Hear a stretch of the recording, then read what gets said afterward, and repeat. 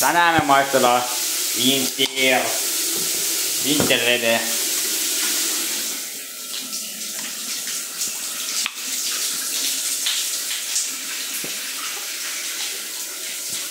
Honestly. Damn. That's pretty good.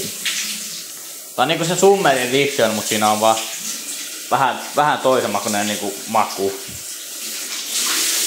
Odota päin.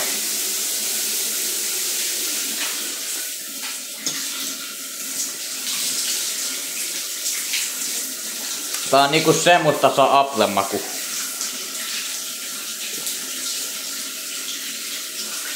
On se varmaan